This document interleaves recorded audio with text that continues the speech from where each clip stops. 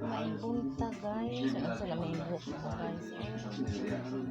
Tugig kas tindahan guys. Nakatutang bukas taon. Namin na lang ab. Ito sa baukon abot guys. Kapuyan ako guys. Ito ko skin. Buong ko bukas.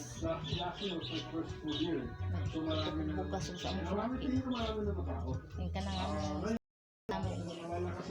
utango na mo guys tapos bayaran sudo kinabuhis po pre guys utango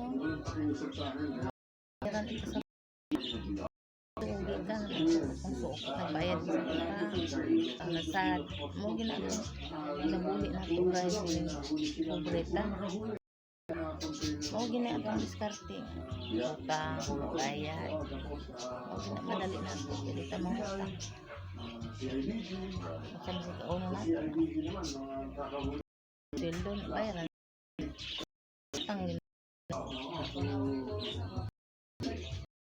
bayad kuha anak mo guys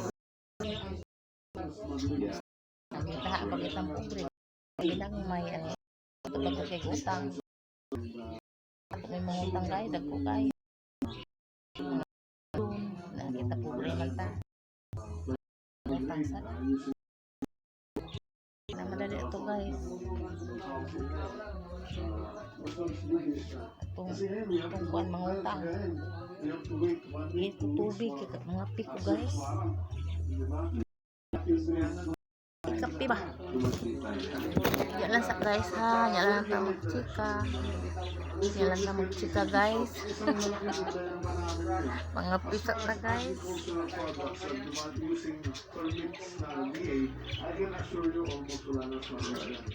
ngayon, ginagamit nila yung ibang government permit na hindi namin magalaw, which is usually addis natin ang permit na ginagamit nila ngayon is Food and Drug Administration permit.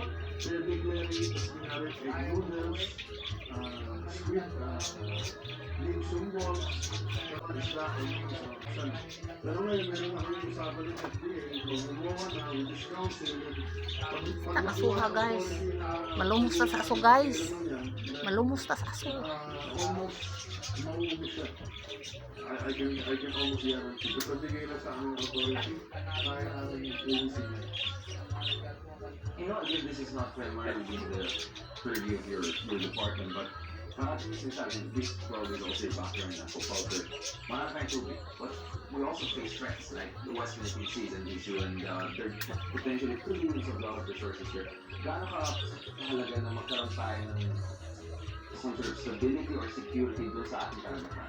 I know this is, I mean, I asked this with DFA and other, but I want to also from an agricultural standpoint, gaano ka mahalaga na magkaroon ng security na own exclusively? yan lang ta mag dugay chika guys yan lang sa tasun-suno na itong kuan magkita na sa ta guys atong pag video sunod na lang bye bye guys amping mo sa inyong kugulingon amping sa misamo